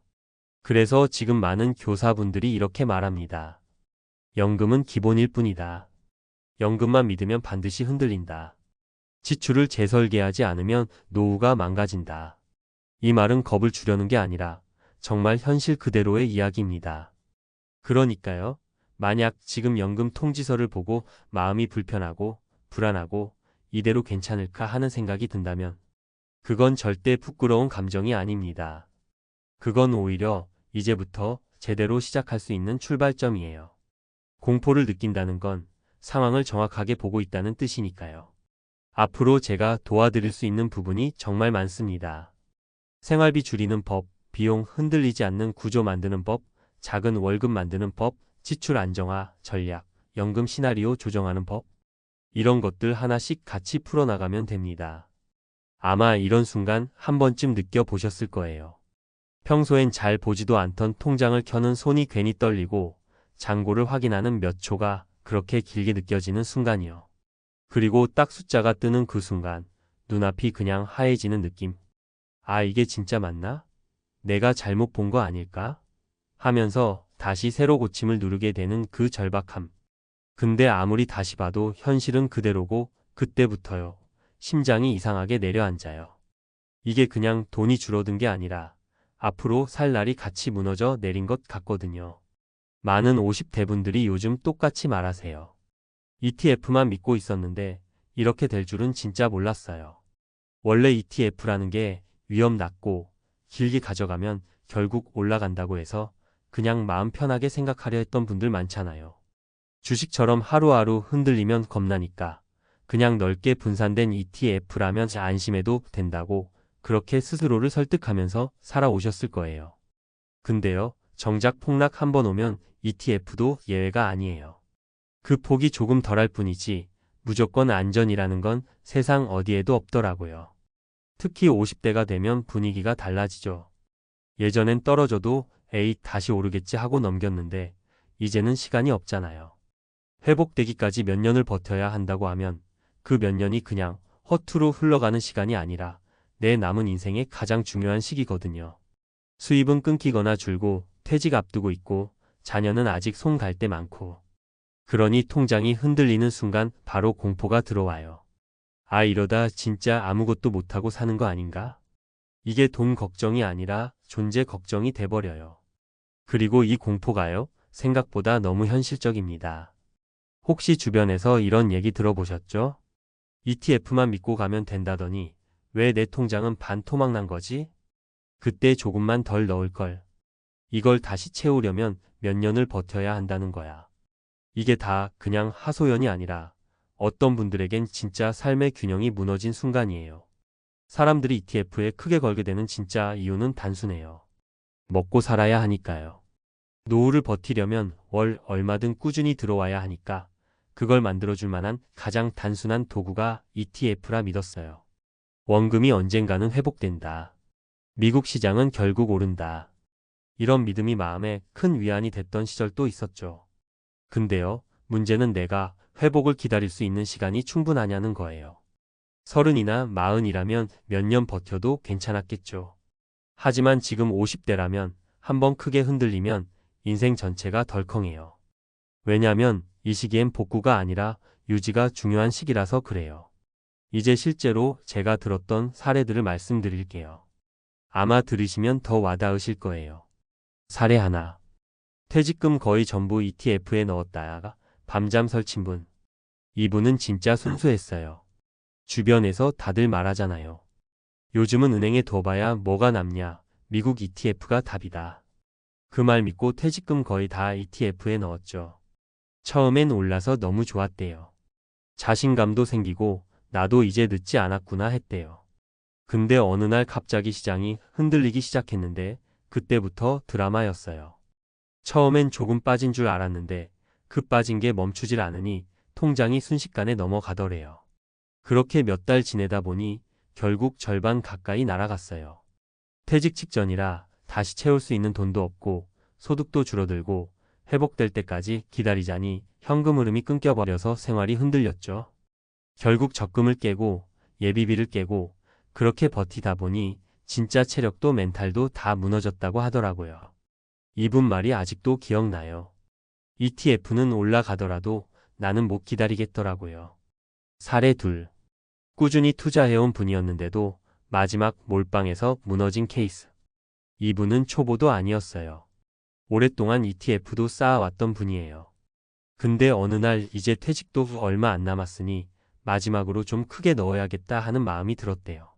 그게 문제였어요. 원래 하던 금액대로 유지했으면 큰 흔들림이 없었을 텐데 갑자기 목돈을 넣으니 타이밍이 딱 나쁘게 잡힌 거죠. 오랜 투자 경험이 있다 보니 오를 거라고 확신했는데 그때만큼은 시장이 비웃듯 내려앉았대요. 결국 수익률이 아니라 마음이 무너졌어요. 자신감, 평정심, 미래에 대한 믿음. 이런 것들이 흔들리면 투자는 유지가 안 되거든요. 나중에 그러더라고요. ETF는 나쁜 게 아닌데 내 욕심이 타이밍을 틀어놨구나. 사례 셋. 배당 ETF 믿고 은퇴 계획 세웠다가 예상치 못한 변수에 흔들린 분. 이분은 배당 ETF의 기대가 컸어요. 이것만 있으면 노후에 월 얼마는 나올 거야. 이런 믿음으로 은퇴 이후 생활비 절반은 배당으로 충당하려고 했죠. 근데 문제가 뭔지 아세요? 생활비라는 게 배당처럼 일정하지 않아요. 갑자기 병원비 나오고 갑자기 가족 경조사 생기고 갑자기 집 수리비 나오고 그 값들이 커지면 배당으로 커버가 안 돼요. 그러다 보니 배당을 받는 게 아니라 ETF를 팔아서 메꾸기 시작했어요.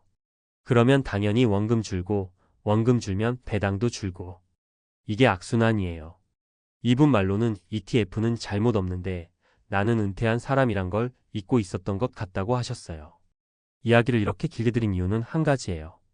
ETF 자체가 위험한 게 아니라 은퇴한 사람의 시간표와 ETF의 시간표는 다르다는 거예요. ETF는 언젠가 오르겠죠.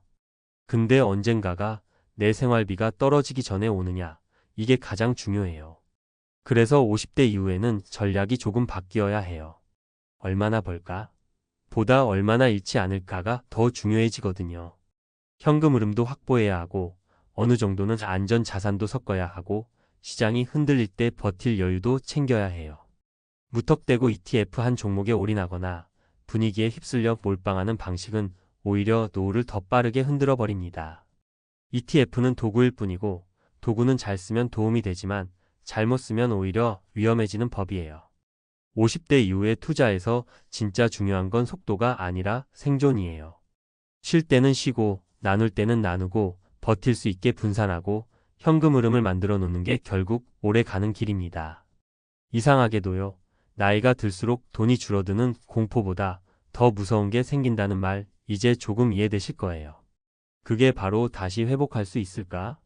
라는 질문이에요. 이 질문이 한번 마음에 들어오면요. 잠이 잘 안 와요.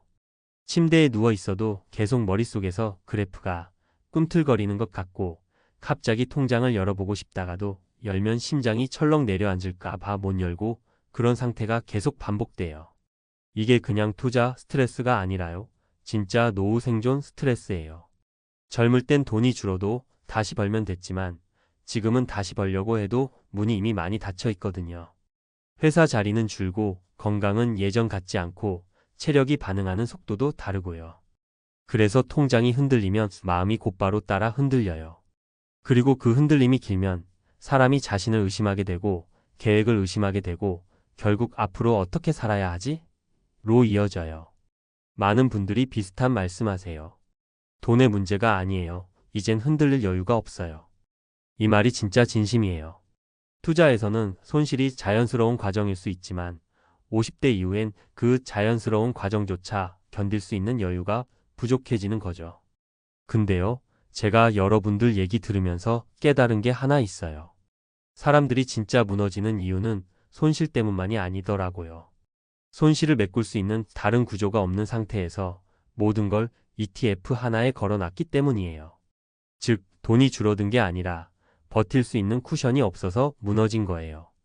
그래서 진짜 중요한 건 ETF를 하지 마라가 아니에요. ETF 하나만 믿고 살지 말자 이 말이에요.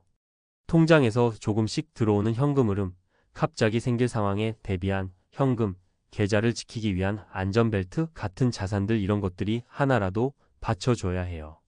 그래야 시장이 흔들려도 내가 같이 무너지지 않아요. 그리고 또 하나. 은퇴 이후의 투자는 언제 오를까? 가 아니라 내가 언제 써야 할까? 로 보는 게 더 현실적이에요. 왜냐면 돈을 쓰는 일정은 내가 조절할 수 없거든요. 건강, 부모, 자녀, 집 어느 날 갑자기 훅 들어오는 게 이 나이대의 삶이에요. 그런데 ETF는 내가 기다려줄 때만 오르지 필요할 때 맞춰서 오르진 않아요. 그러니까요. 혹시 지금 마음이 무겁고 통장이 불안하고 떠올릴 때마다 심장이 조여오는 느낌 드셔도 너무 자신을 탓하지 마세요. 잘못한 게 아니라요. 그냥 이 나이가 가진 현실이 그래요. 그 현실 위에 투자로 모든 걸 해결하겠다는 목표가 올라가면 당연히 흔들릴 수밖에 없어요.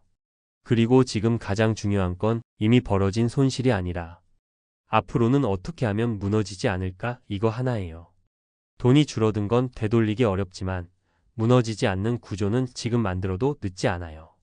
조금 나눠두고 조금 현금흐름 만들고 조금 안전자산 챙기고 이게 생각보다 훨씬 사람을 살려요. 특히 50대 이후의 인생은요. 한 방이 아니라 버티는 힘이 이깁니다. ETF든 뭐든 결국 오래 버티는 사람이 살아남아요. 근데 오래 버티려면 계좌가 아니라 마음이 먼저 버텨야 하거든요. 그러니까 지금 이 시점에서 딱 하나만 기억하세요. 나는 늦지 않았다. 다만 방향만 조금 바꾸면 된다. 그 방향이 바뀌는 순간 인생이 다시 안정감이 찾아와요. 이게 진짜 노후 준비의 핵심이에요. 은퇴하고 보니 경조사가 무너뜨린다. 다들 왜 도망치듯 끊었는지 알았다. 처음엔 그냥 평범한 한 달이었습니다. 근데 어느 순간 달력을 보다가 등골이 서늘해지더라고요. 결혼식 하나, 장례식 하나, 돌잔치 하나. 달력엔 그저 작은 글씨였는데 제 통장은 점점 바닥을 향해 내려가고 있었습니다. 은퇴하고 나니까 경조사가 이렇게 무서울 줄 몰랐어요. 많은 분들이 이렇게 말씀하십니다. 일할 때는 그저 친구들 만나러 가는 자리였고, 사회적 관계를 지키는 예의였고, 돈이 들어도 월급 들어오니까 괜찮겠지 하고 넘기곤 했습니다. 그런데 은퇴하고 보니 이게 다르더라고요. 정말 너무 다릅니다.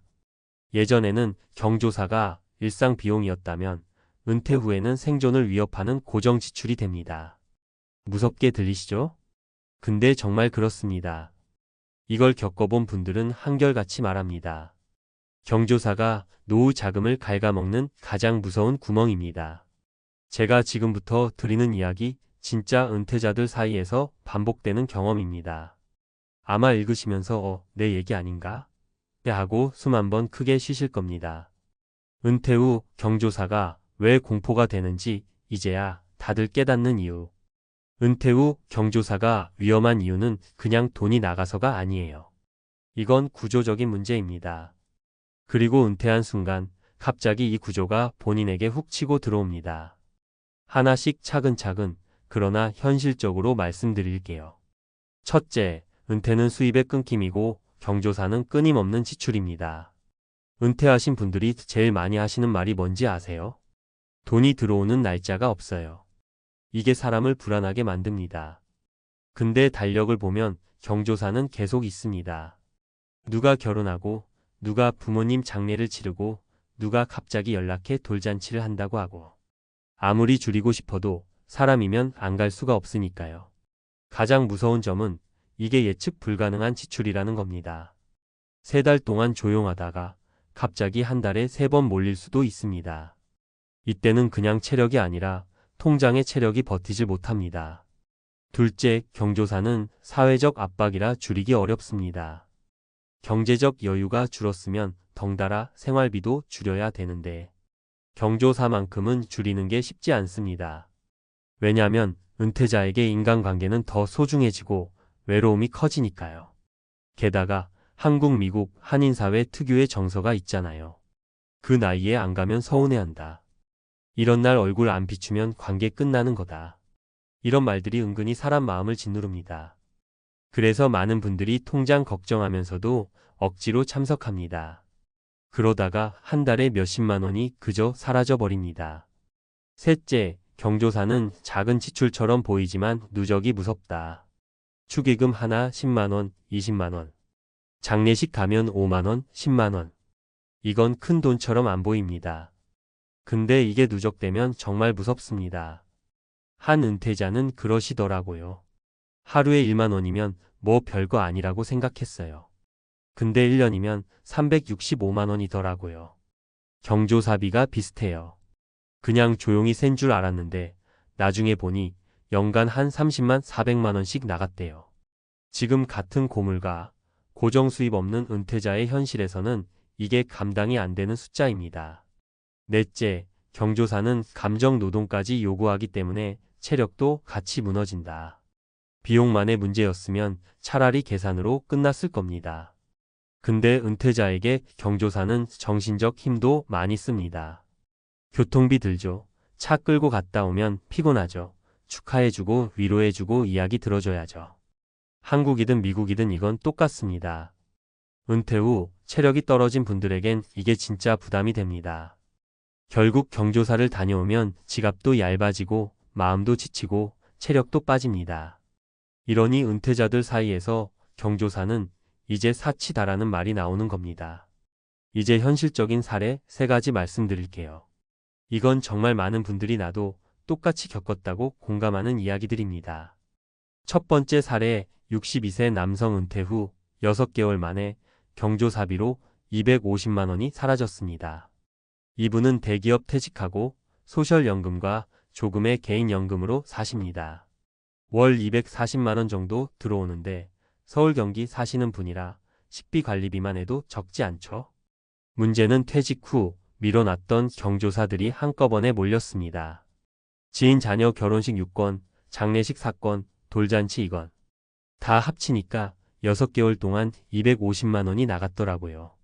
근데 더 무서운 건 다 쓴 뒤에야 그 사실을 알았다는 겁니다. 이분은 결국 커뮤니티 탈퇴를 선언했어요. 경조사 명단에서 아예 빠지겠다고 스스로 연락을 끊었습니다. 그 뒤에야 지출이 잡히고 마음도 한결 편해졌다고 하셨습니다. 두 번째 사례 59세 여성 친구들 경조사 챙기다 생활비가 모자라 카드 돌려막기 시작. 이분은 보기엔 여유 있어 보이던 분이었어요. 근데 매달 카드값이 왜 이렇게 많이 나오나 했더니 경조사비가 차지하는 비중이 엄청났습니다. 축의금, 부의금뿐 아니라 헤어 메이크업, 교통비, 식사 모임 비용까지 합하면 한 번 나가면 15만 20만 원씩. 나는 진짜 사람 때문에 망하는 줄 알았어요. 나중에는 돈이 없어서 카드를 쓰고 그걸 갚기 위해 또 카드 돌리고 결국 자녀에게 도움 요청했습니다.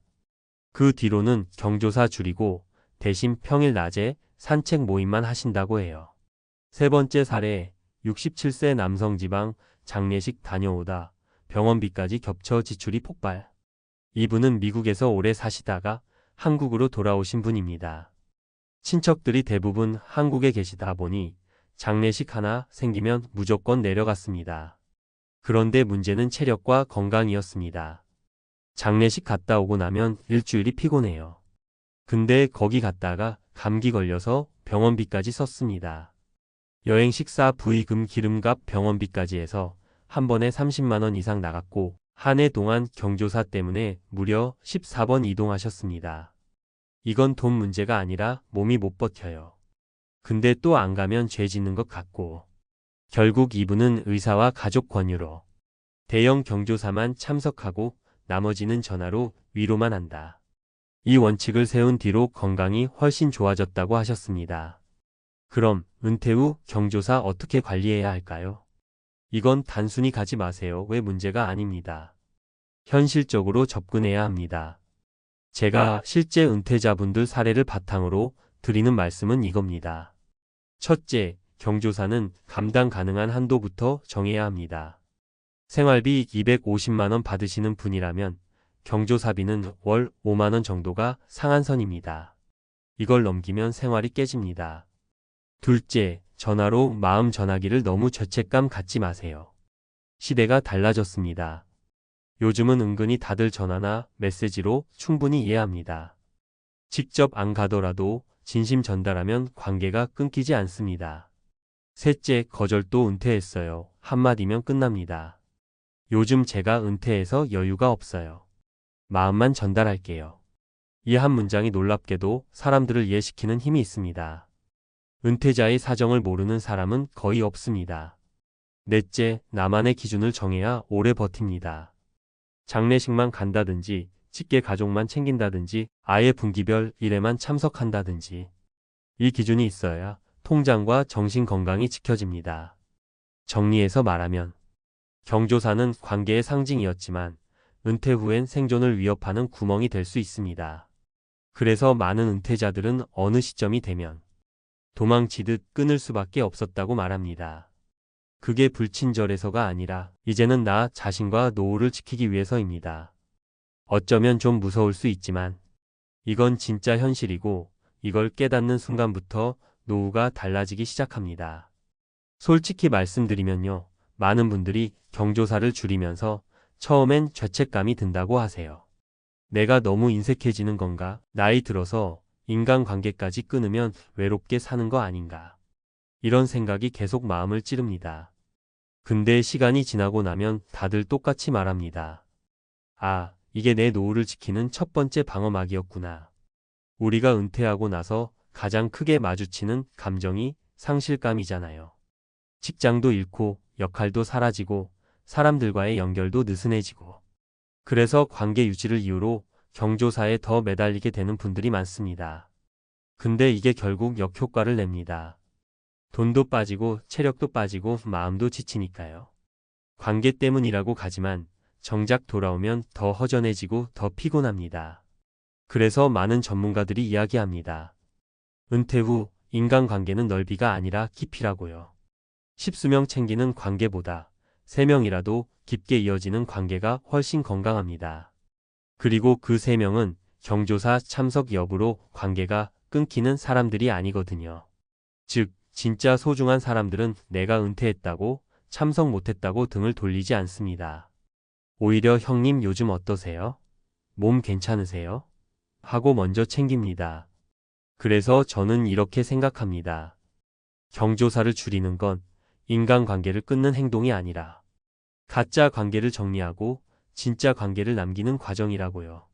그리고 경조사를 줄이면 진짜 좋은 게 또 하나 있어요.